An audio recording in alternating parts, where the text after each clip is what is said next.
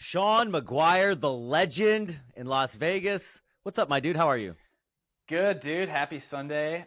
We just got done with the F1 races here in Vegas. I heard it was kind of a shit show. I've been watching it. Yeah, so first night they had a drain cover that got ran over that caused 35,000 unhappy attendees leaving like 10 minutes into it. So they were pretty upset about that. I guess there's actually a class action lawsuit that's already been filed. Yeah. That's just a testament. I mean, I understand they're not happy, but also like I don't know. What do I know? But you're trying to do this in this very busy place, and they haven't done it in 30 or 40 years, as far as I've been told, in Las Vegas. And since then, Las Vegas has changed dramatically. So, I mean, I guess I'm not too surprised that it didn't go off without a hitch. But the next time it'll be better. What do you want to tell you? Yeah, getting the first one done is always the hardest. I know that one thing that they're talking about in the review journal was how much of the money that they're making of that is like getting distributed among the locals, the residents, the service and hospitality, even like the drivers. Because they say, it's going to stimulate the economy and doing all these great things, but then where does the money actually go? And it's just a weekend event. I mean, they said they're going to get more people there than they would for the Super Bowl. A lot of money and resources went into this. A lot of businesses were affected, just even due to road closures. So it was a zoo getting around the last few I days. bet. I was there a few weeks ago, and it was hard. They were just setting up. Yeah, it was gnarly. They had temporary bridges that would be going over the racetrack area of it. So, I mean, they tried to not disrupt everything, even though it did, and it was annoying. But good time overall. Good time. I was there filming for a company called VinFast that had a booth. They're an electric car company based in Vietnam. And You have to that film turned it? out to be a fun gig. Yeah, it was like the testament of just saying yes. It went from supposed to be a one-day shoot to 2 full days with edit due at the end of the day, both days. But it was a really great gig. They put me up in a hotel that was way nicer than one I would have booked alone. Good for you. And then, the pay was great. Sent in my videos, no revisions. It was like fucking nailed it out of the park. And I was like, let's go. A customers, happy people. Good for you. It's Also, say yes to the right opportunity. people. Great lesson. Yeah. Well, the A customers. Remember we talked about it last week? Don't say yes to the F customer.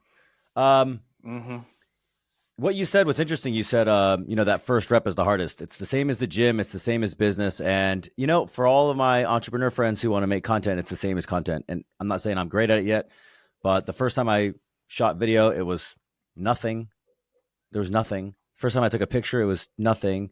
First time I made a reel, you know what I mean? Like all of these things. The first time I did a podcast, it's reps, dude. It is literally just reps. So I love that. Those two lessons alone, say yes to opportunity, and just get reps, especially when it comes to like content.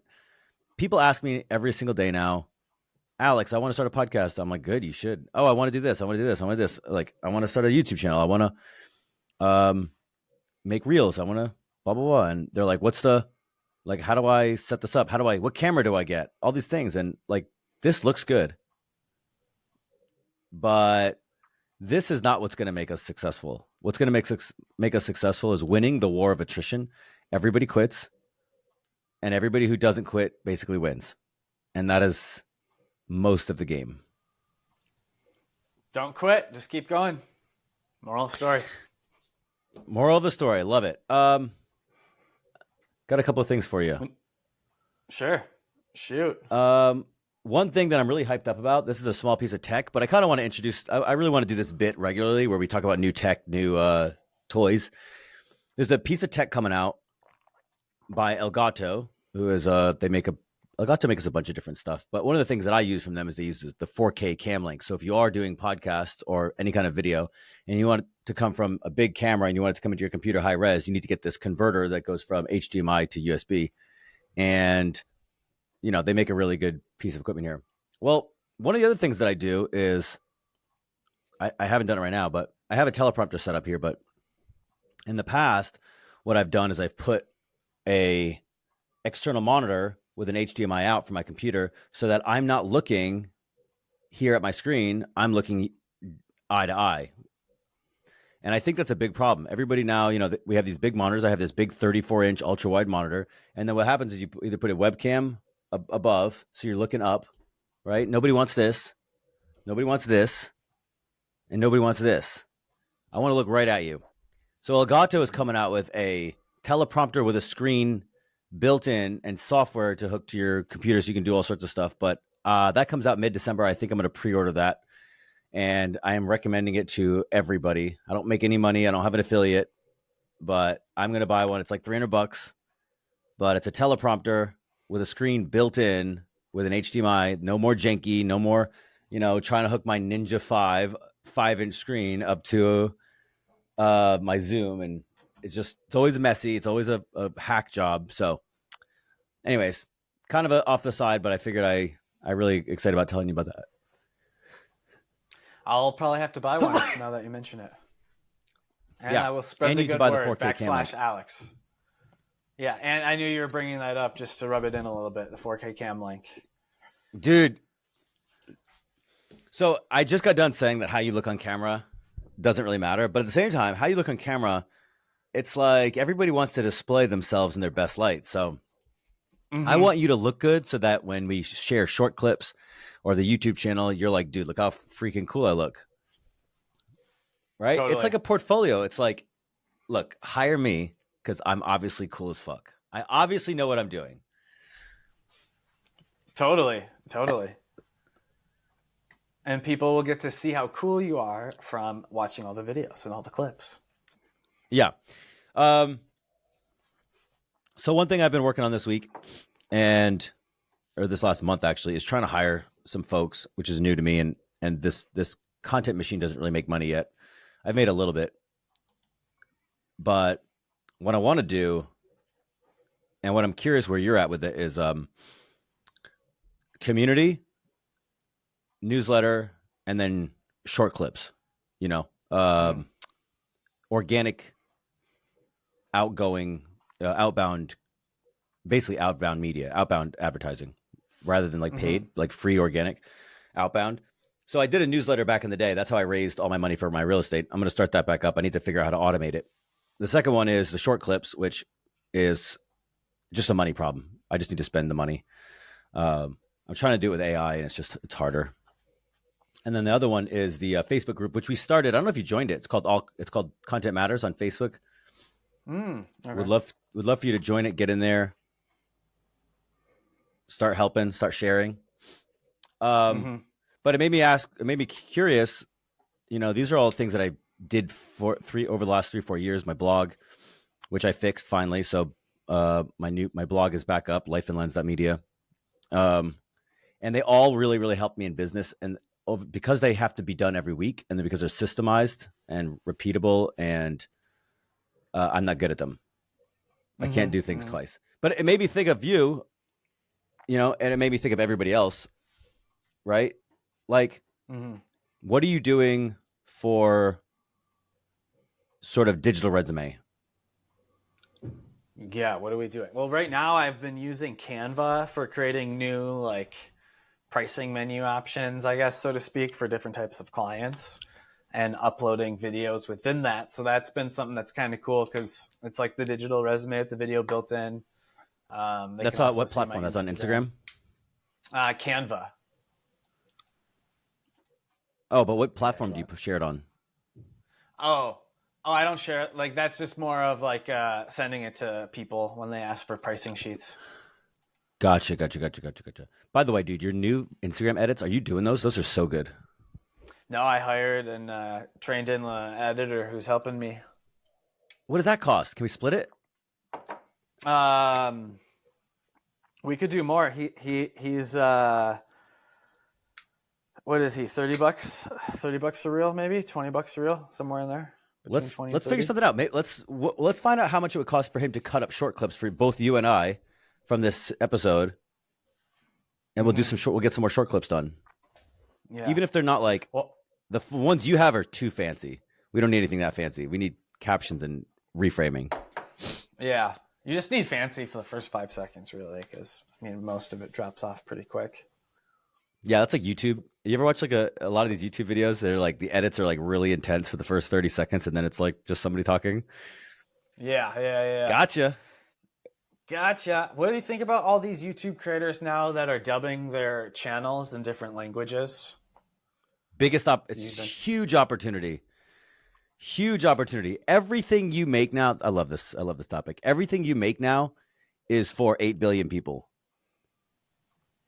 Yes. Right? Especially if you're in a yeah, because like you're like, hey, I could talk to everybody basically in the United States, or I can talk to everybody who speaks English. And it's like, well, they're gonna here's what I think is gonna happen. And right now, you can do it in like CapCut or some of the other apps. I think YouTube is gonna auto dub to a very high degree, and they're gonna auto generate the lip movements. And so I think what's gonna happen is like every video you play is gonna go international. And if somebody clicks on it from Cambodia, it's going to be me and you. It's going to be our voices. It's going to be in their language, and we're going to speak Cambodian with our lips, and it's going to be done internally for no cost. The democratization of content is about to go to everybody. Like the distribution is about to go worldwide, completely accessible, and it's going to be free. That's what I think. It's shifting really fast. You know, that made me think of an experience I had last week. I went and visited my buddy's office, and they do product videos and marketing for like e-commerce brands that are on Amazon, and checked out their studio, met like their whole creative team, and overall great experience. I forget where I was going with this though. I had a reason to tie it back in. Oh, they were using Midjourney for prompts. So instead of building out the set now for product photography or videos where it's just like a static frame, instead of building it, they just use Midjourney for the prompt, and they're like white walled kitchen with, you know, natural light backdrop. I don't even know what the prompts were, but they have like a whole Slack channel devoted to AI and all the different tools and ways they've been using it to streamline their work. But it's just like another use case where you're like, oh, that's cool. Dude, I don't know if I can find it, but I did something similar. I designed our new podcast studio in Midjourney, and then nice. And then I built the podcast studio to match. I wonder if I can find it. Probably not. Sick.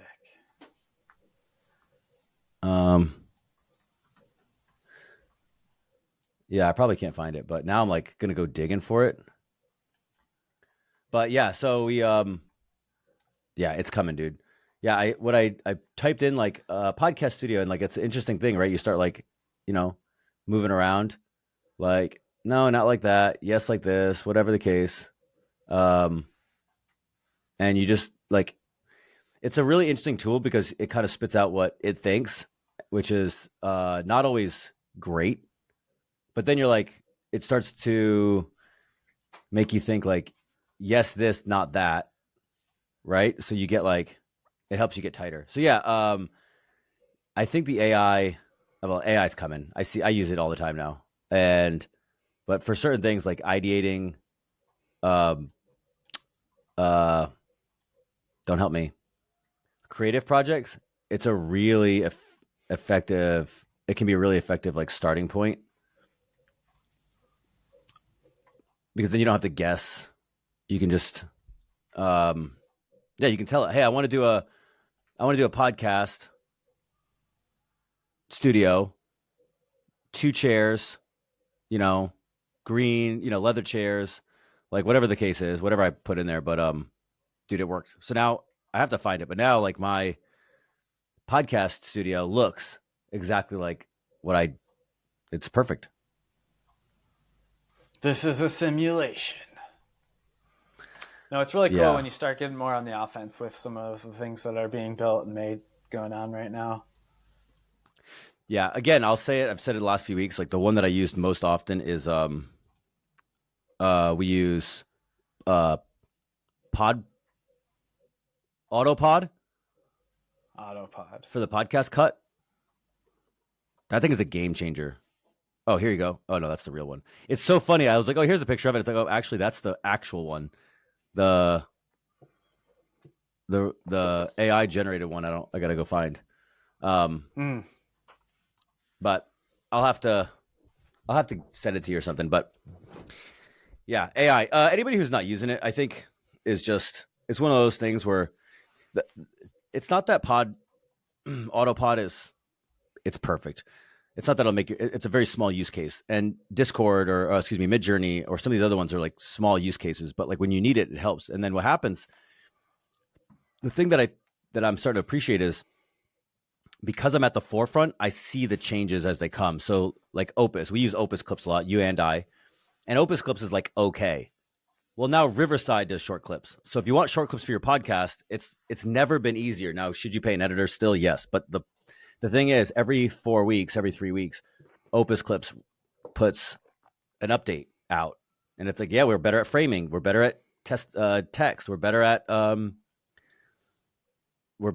picking the right clips, we're better at this, we're better at that. We can have teams now. So it's every 3 weeks there's a big update, and I'm like, dude, I'm at the forefront of this, and that's why right now I want everybody to have a podcast, whether it's Riverside or not, because it's never been easier, and it's getting easier to leverage all the infrastructure around it.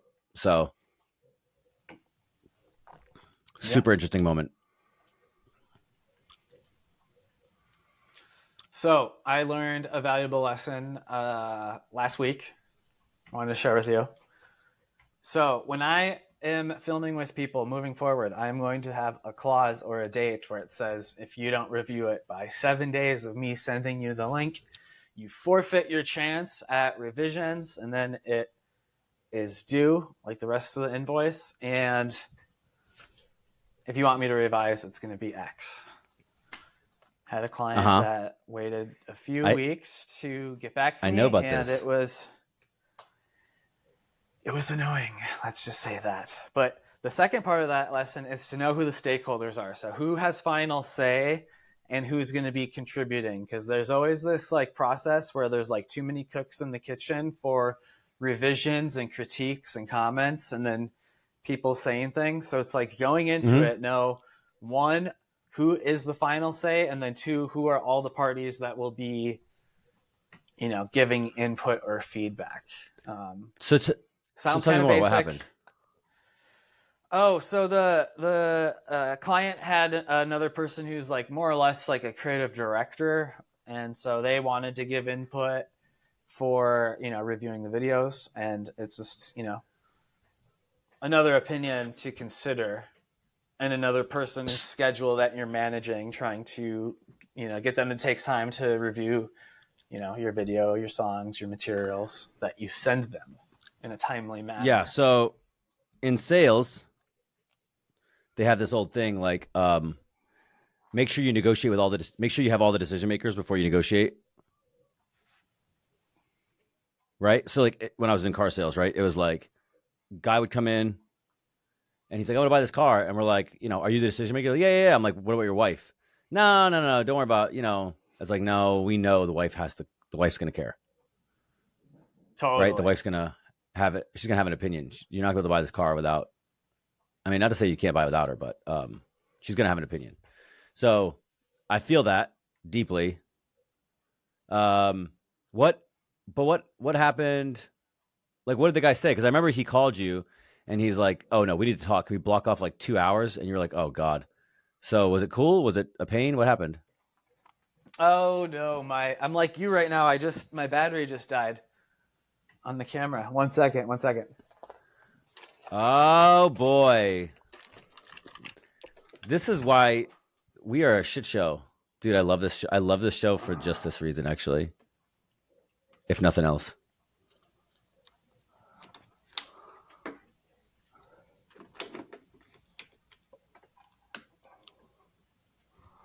All right.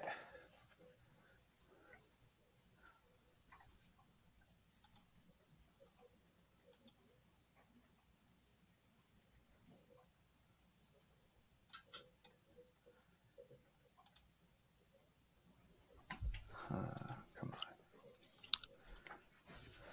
Hold please, everybody. Sean's just A rookie over here. Sorry, I don't know why a it's not. rookie. Need to get the cam link. Need to not. Do you have Do you need to get a cam link? Do you have a dead battery? Dummy battery? Not for this camera, but I'm gonna get one. Yeah, you need to get one. I thought it would make it. It was at 35%. Do I? All right. If I refresh this window, will it close out? Oh my God. I know. Probably. I'm gonna run this show without you for a moment. So, let me tell you something, friends. One of the first things you should do if you film in the same place all the time, stop using batteries. Go on the Amazon for $20. Get a dummy battery. You plug it into the camera, you plug it into the wall, and then it just stays on. This one, because it has my camera that I'm using now has auto turn off. So now I don't even turn it off. The camera just stays on all the time. It just stays in this one place. I come in, I turn my lights on, we record. It's so easy. And it's not easy as when you're traveling, but we're not traveling, so it's so easy. For me, I mean, for Shawn, it's hard. All facts. Everything Alex said, I fully support. And the more variables you can remove from the process, the better, because then you'll have it be more consistent. True dat. True dat. So it's not even letting me select. Dude, I have these Mid-Journey images somewhere that I was going to show you for this podcast, but I can't find them. I can't find them nowhere. Dang. Are they on your Mid-Journey somewhere? I don't know. Are you going to be able to solve this? This is going to be fun if you ruin the entire show. No, I hope I don't. I don't know if I should try opening up another tab or not, but it doesn't let me. I have Sony camera image edge selected. Oh boy, this is great. All right, this is a testament. Shawn, you're gonna get your shit together or not, but I'm gonna go talk to our audience. This is a testament to why, to exactly how hard production actually is. You're like, Alex, I just want to do I got a guy yesterday. He called me up. He's like, hey, I want to do a podcast. Can you help me launch it? And I'm like, yeah. I'll help you do the creative. We'll come up with a strategy. We'll come up with a show name, format, listener promise, avatar, all these very hard things, right? Who you are, exactly, why you're doing this, who you want to talk to, what the promise to listeners is, and how you're going to uphold those promise. Like the foundational, fundamentals of content production.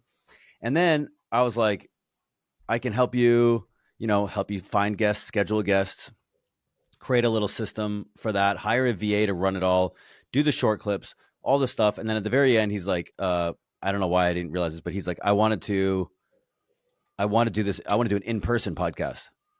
I was like, you don't want to do this on Zoom? You want to do this an in-person podcast? He's like, yeah, in-person podcast is way cooler. I'm like, you need a body. You need somebody who has to be good at production. You can't, this is hard enough to be the talent and to think about the show. It's going to be way too hard for you to then set up 3 cameras, multiple lights, do mic checks, take the clips when they're done, upload them, color grade them, cut them. Right? There's a lot of steps to it. There's so much. That's why he's like, well, how do you and Brandon do it? I'm like, we have a team of 10. Right? How does Pineda do it? I'm like, he's got 6 guys and 1 studio. I mean, he wanted to make this thing mobile. I'm like, dude, it's there's no way. And even Pineda's team is more than 6 guys. It's 6 guys in the office. Yeah, and that's a bunch the thing. of editors. People don't realize how much goes into it and how siloed certain roles are really becoming for people, where if they're the thumbnail editor, they're the short form clips person, they're audio only, whatever it is, however you divvy it up, it's like teams are becoming dude, I'm bigger. doing this right now myself, and I'm like, I am so maxed out. And then, on our side, we're like, hey, we want to grow. How come we can't grow? And I'm like, I'm doing as much as one human being can possibly do, and then some. I'm working my ass off.